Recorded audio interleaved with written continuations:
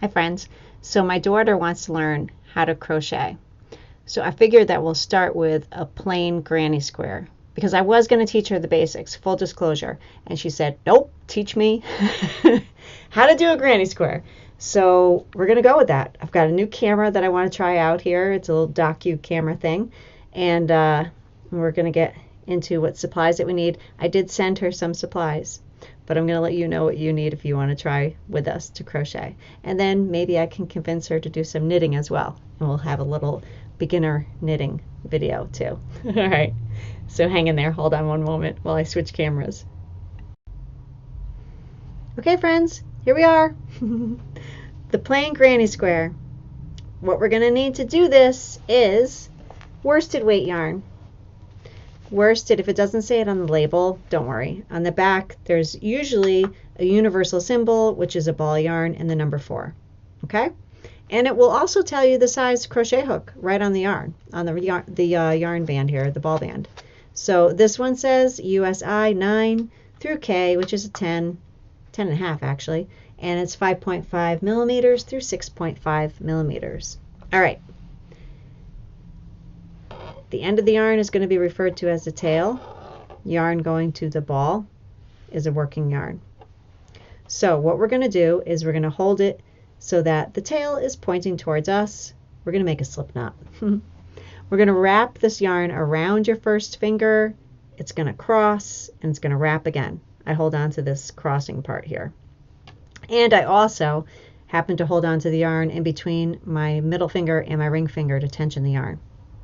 You're going to want to put this hook through the first loop and over the working yarn and kind of scoop it right through the hole to make our slip knot.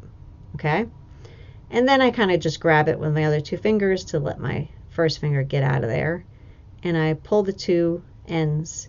So it's not so tight that it's squeaking, but it is close to the shaft of the hook. Okay? We want to make sure that we're working up here and not on the tapered part of the hook, because then it will be too small. All right, enough of that. Let's go. For the foundation ring, we're going to chain 4. Okay? To chain 4, you're going to be taking the yarn over the hook, and you're just, what I tend to do, I notice, is I kind of turn the hook up a little bit, and I'm aiming the hooking part towards my first finger. I don't know, something I kind of do. And as I'm about to pull it through, I tension it and pull that yarn a little bit. See how it kind of snugs it up there? So it doesn't drop off the needle. And I pull it through the loop. We're going to want to do this 4 times. So 2, 3, 4. On the back, you'll see that it actually looks like chain link, right? Okay, so there's 1, 2, 3, 4. All right, to join that, we take our hook and we put it in that first little nubbin. Put it under there. That's why I was emphasizing that you don't want to be too tight when you're doing this, because you won't get it through there. It'll be all squeaky and weird. So then what we do is I'm still holding on to this tail to kind of keep it tense, you know, the tension on it. And then I'm going to take the working yarn and I'm going to wrap it over the hook. And I'm pulling it through these 2 loops that are on the hook. All right? That's a slip stitch. Look at you go. It's a slip stitch, chaining already. All right, so we joined in this part here. We're going to be concerned with this middle circle in the next stage, okay? Not this. Forget about going in there. We want this middle, okay? Now, for our second step, we're going to do round 1. And that's to chain, I'm getting all confused here, blah, blah. It's to chain 6, all right? So we wrap over, we pull it through the loop. We're going to do this 6 times. Okay? We could check by looking at those little nubbies. 1, 2, 3, 4, 5, 6. All right, that looks good. This actually counts as our first double crochet in chain 3. So to do a double crochet, I know, a double crochet? Come on. Well, you said, I don't want to learn the basics. I just want to learn how to do the granny square. So it's like a fast, quick lesson here. You got this. You're going to take the yarn, you're going to wrap it over your hook, okay? And you're going to take your hook and you're going to put it through that hole that we talked about. Not the one where you joined it, the other one. Then we're going to scoop that yarn, okay, through the hole again, kind of just pull it up so that it's on top of the ring. We don't want to pull it all the way up so that it matches the height of this. That's not our goal.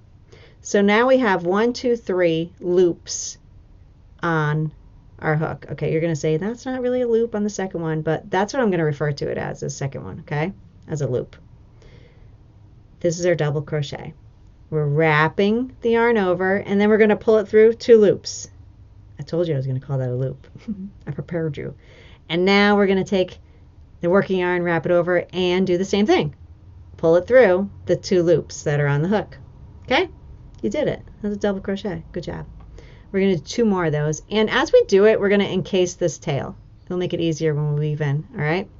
So we go over, we put it through that hole that we did the other one in, and we are catching the yarn, see what I'm doing there, and pulling it through. Not pulling it up too high. Put it through 2, wrap over, put it through 2 as well. All right, so that's our second double crochet. Going fast, I know, but you could slow down the speed. All right, so here's my third double crochet. And then what we want to do is, so we have the 1, 2, 3, we want to chain 3. Okay?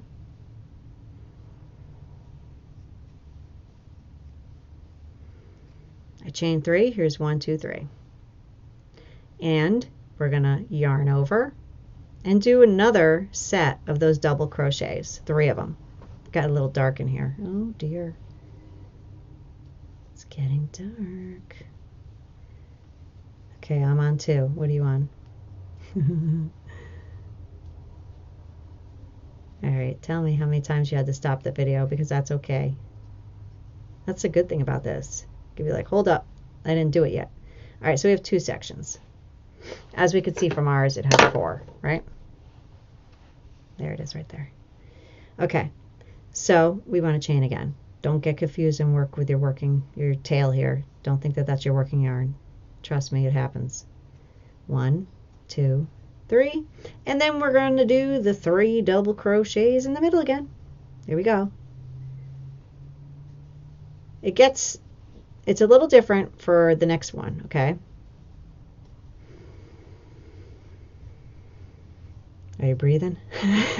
Can you hear me breathing with this camera? It's a new camera. All right, so we're going to chain 3. My screen's going black. All right, then we're going to double crochet twice, because our initial chain 6 acted as the first double crochet, or the last double crochet. Yeah, the last. Okay, so what we're going to do now is we see 1, 2, 3. We're going to slip stitch into the third one, but I do it on the top, and I'm not looking at the nubbin this time. I'm going in from the top here, and I'm getting 2 loops on. So it's just like I did the nubbin, but on this side. Does that make sense? All right, then I'm going to yarn over and pull it through that stitch, which is the 2 nubbies. I picked the most splitty yarn for this, and then the stitch that was the loop that was on my hook. Okay, there you did it. It's done. The first round is done. Okay, we have this first round done right here. How'd you do?